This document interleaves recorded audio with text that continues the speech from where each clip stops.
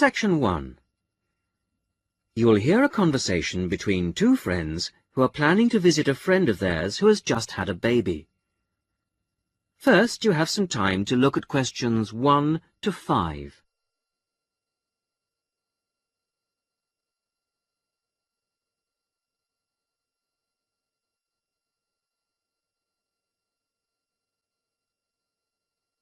Who has just had a baby.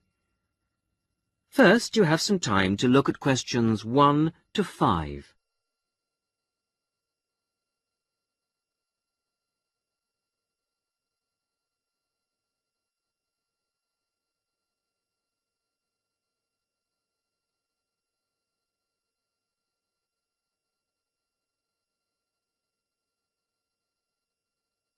You will see that there is an example which has been done for you. On this occasion only, the conversation relating to this will be played first. John, I've just had some good news. Susan has had her baby. Do you know when she had it? Yesterday, the 10th of August. Oh, my father was born on August the 10th. The baby was born on the 10th of August. So, the 10th of August has been written on the form. Now we shall begin. You should answer the questions as you listen, because you will not hear the recording a second time. Listen carefully to the first part of the conversation and answer questions 1 to 5. John, I've just had some good news. Susan has had her baby. Do you know when she had it? Yesterday, the 10th of August. Oh, my father was born on August the 10th. Give me the details and I'll make a note for everyone at work. Okay. Well, was it a boy or a girl? It's a boy. And what are they going to call him? Tom. Tom Lightfoot. That sounds quite good, don't you think? Yes, that has quite a good ring to it. You know, he's quite a big baby.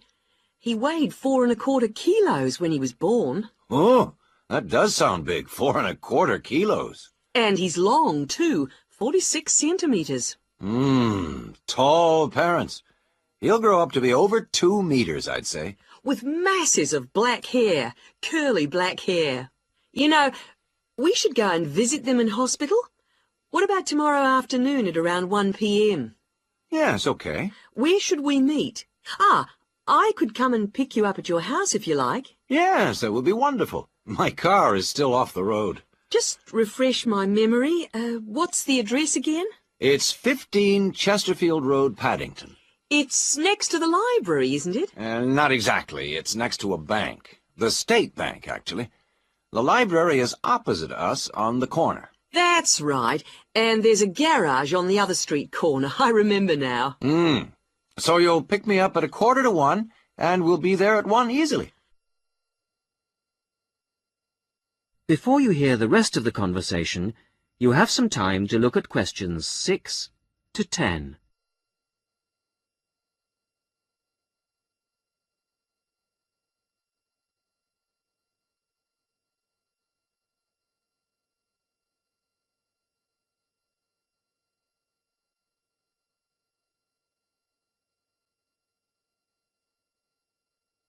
Now listen and answer questions 6 to 10. Now, what should we take? We must take them something. I always think flowers are good to take to someone in hospital, don't you? Well, not really. Everyone always brings flowers and they don't last. I think it's much better to take a pot plant so she can take it home with her. Yes, but then she has to remember to water it. And what about a big box of chocolates? Okay, chocolate sounds fine. We should get something for the baby, too. What do you think? Yes, you're right. What do you think of something like baby shampoo or talcum powder? Or we could get a little hat or something like that. We don't know the size or the right color, do we? I think we should get something they wouldn't normally buy. What about a soft toy of some sort? Yes, a soft toy. What about a teddy bear? I could get one early tomorrow at the market, and I could probably get the chocolates there, too. Good. So you'll pick me up at 1:45 at my place, and I'll make sure that I've got the presents. You must remember how much you paid for the gifts, so I can pay you back for half. I'd say the chocolates would be about $15 for something nice and not too small, and the toy would be around $35 or so, I think. Good, that'll be fine. About $25 each then. Good. I'll pick you up then on Sunday at 12:45. Okay. See you then. Bye.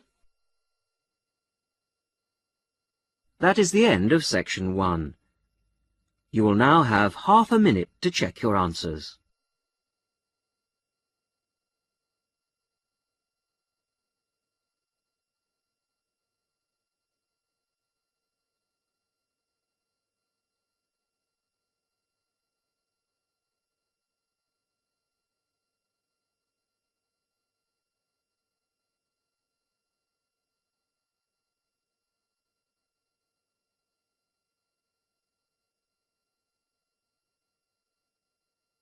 Now turn to section 2.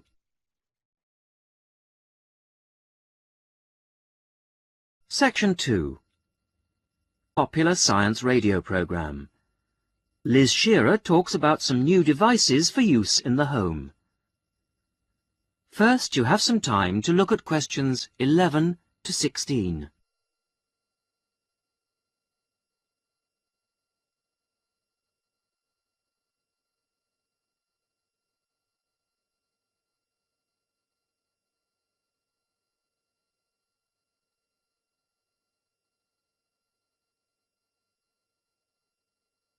Now listen carefully to the radio program and answer questions 11 to 16.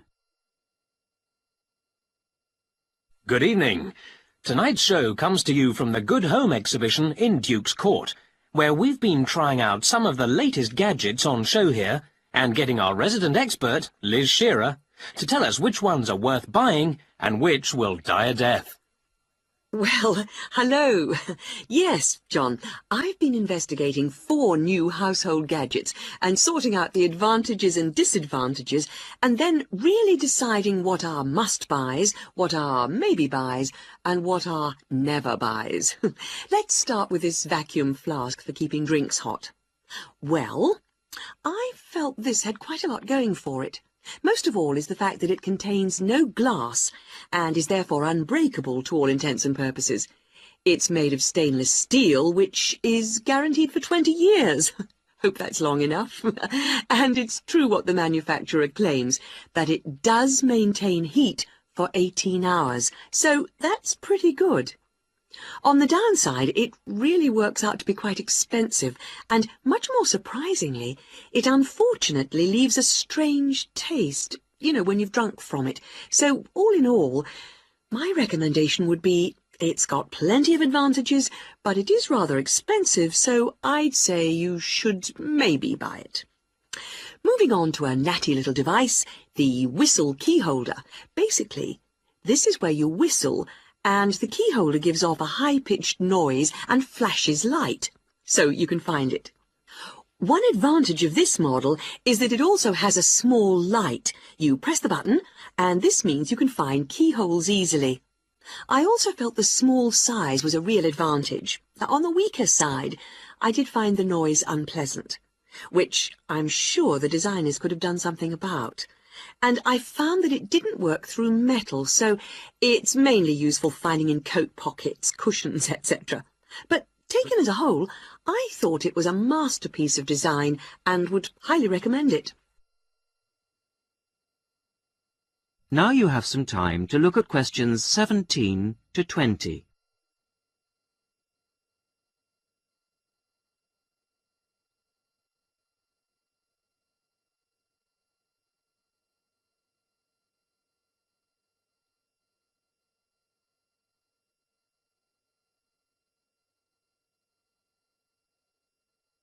Now listen and answer questions 17 to 20. The third gizmo is called the Army flashlight because it was developed initially for military use. It works by squeezing the handle to generate the power. Its advantages are that it can be used for outside activities and also, and this is one of the surprising features, it does work underwater. My main objection to it, though, was although it did work in these conditions, this model gave off a weak light. So my recommendation, I'm afraid, would have to be to avoid this one. The decoy camera was last on my list. This is a fake video camera which you fix to your wall to scare off burglars. The advantage of this model is something which makes it look very realistic. It's flashing light. On the downside, it was quite difficult to fix to the wall. However, burglary is such a major problem these days that it is worth the effort. So, this gets my strong recommendation. OK, thanks for that, Liz. And now I'd like... That is the end of section 2. You will now have half a minute to check your answers.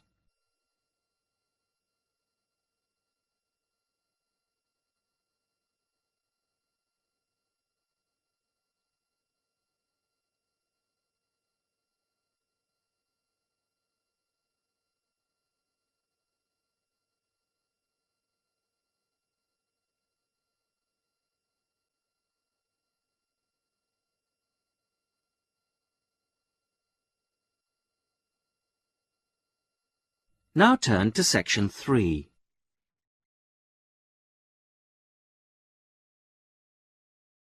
Section 3. Listen to a female student, Amina, talking to her tutor, Dr. Bryson, about her project on local history. Amina has completed a first draft of the project. First, you have some time to look at questions 21 to 26.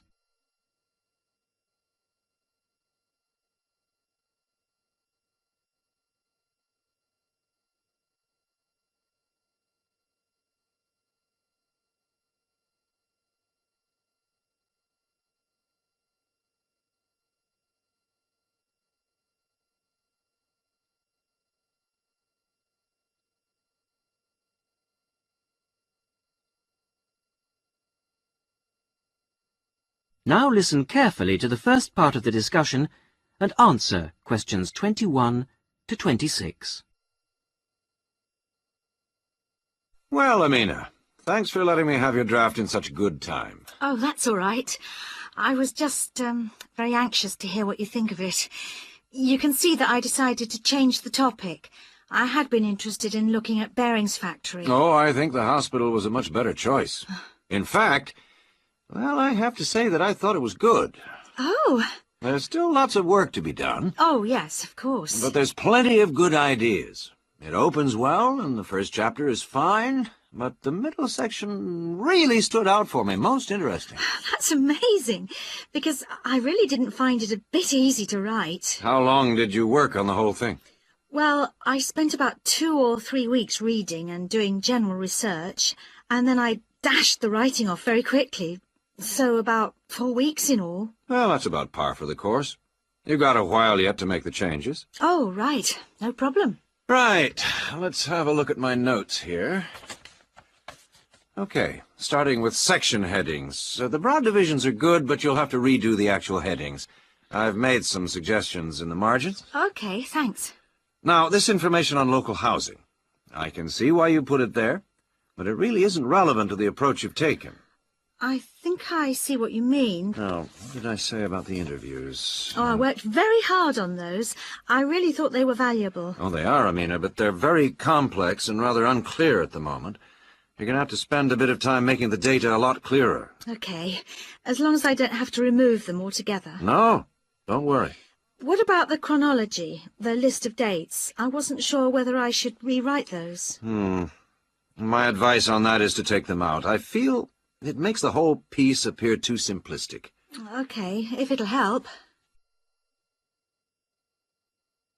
Now you have some time to look at questions 27 to 30.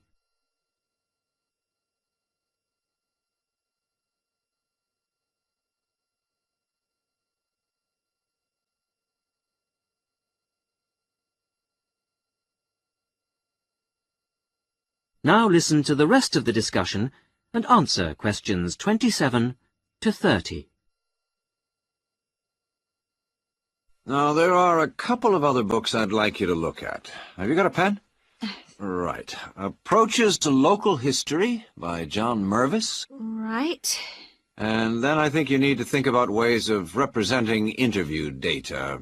Have a look at Sight and Sound by Kate Oakwell. Sight and sound. And you know I'm going away on holiday next week. Yes. So when you've made the changes, I suggest you show the work to your support tutor. Support tutor. Right. Then you do the proofreading. Proofreading. When by, do you think? I'd aim for the 29th of June. And after that, you should get it laser printed. But be careful, because the computer center closes on the 10th of July. And then I hand it in to... Oh, the faculty office, as usual. OK, that's fine. I think I'm all set now. Thanks very much for all your help. A pleasure. See you when I get back. Yep. Thanks, Dr. Bryson. Bye. Bye. That is the end of section 3. You will now have half a minute to check your answers.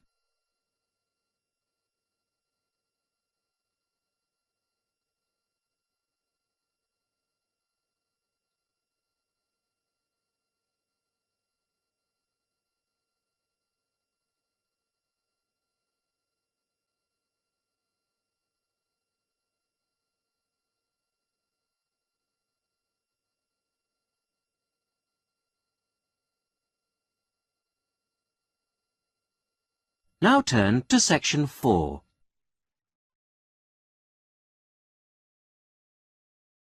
Section 4. You will hear a talk given by a university lecturer about the impact of environmental noise on a proposed building site. Before you hear the talk, you have some time to look at questions 31 to 35.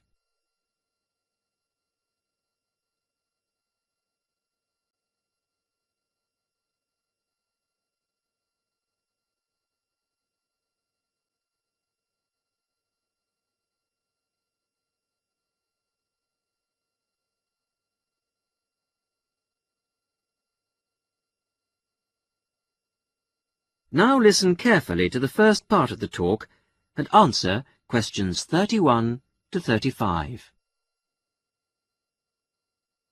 Good afternoon. I'm Paula Bundle, and I am giving you the lectures on environmental noise this term.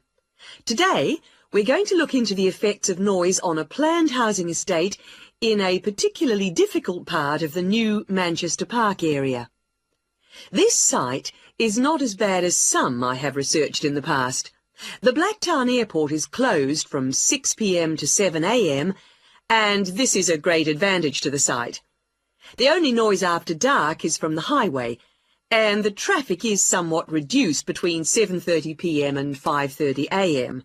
So the people most affected by the noise will be, I expect, housewives. By the time most of the students and workers have arrived back home in the evening during the week, the noise will have abated to a fairly large extent.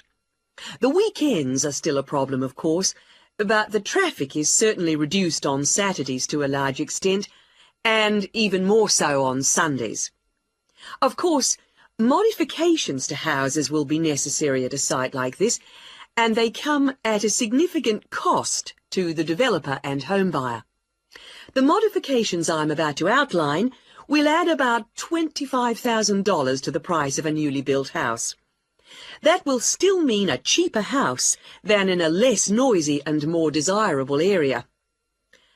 A bit of background would not go astray. I understand that you are all familiar with the proposed development site at Manchester Park. It's a particularly difficult one in terms of noise, with the highway along the eastern perimeter and the Blacktown Airport not 3 kilometres away to the north. Of course, those nearest the highway will be the worst hit, with heavy traffic noise as well as the noise from the light planes overhead. As you all know, the normal noise threshold for private housing is 55 decibels. At this site, the levels have been recorded as high as 67 decibels. Before the talk continues, you have some time to look at questions 36 to 40.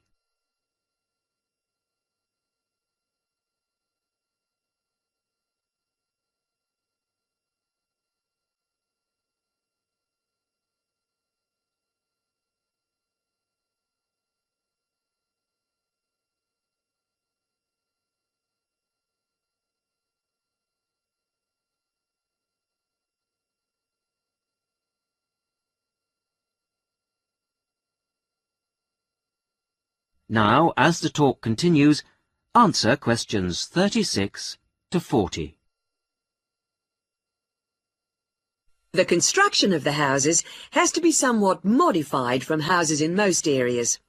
In the houses on the highway and in the noisiest areas of this site, there will be a need for specialised double glazing, and special acoustic seals will have to be fitted to the doors.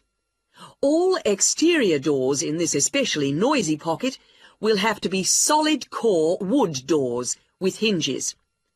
Every house built on this site, not just those adjacent to the highway or nearest to the airport, will require high-density insulation materials in the roof.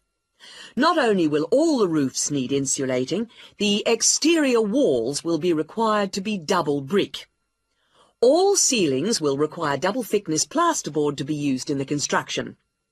In the noisiest areas, mechanical ventilation will have to be installed in the exterior walls. In those areas with sealed windows, it will be necessary to fit fans with absorbers to cut out the noise in those particular houses. Air conditioning units could also be fitted in the ceilings of such houses, but this is substantially more expensive than fans and may not be needed on this site. Coming back now to the double glazing I mentioned before, specialised double glazing requires a larger air gap between the inner and outer glass than normal double glazing. The gap must be at least 7 centimetres. The thickness of the glass is also a factor, 8 millimetres on the outside and 6 on the inside pane. It's essential that the glass be thicker on the outside than on the inside, and that the gap between the panes of glass be a minimum of 7 centimetres. Obviously, the noise factor will have to be taken into consideration with the layout of the houses. Living areas will have to be designed at the back of the houses, away from the highway. Bedrooms and living rooms will have to be built, and for those houses closest to the highway, 2 layers of plasterboard will be needed for the interior bedroom walls. Those rooms constructed at the front of the houses should be garages, laundries, kitchens, bathrooms and dining rooms. I have come to the conclusion that this development should go ahead, but with various acoustic modifications according to the position of the block in relation to the highway and intersection. That is the end of section 4.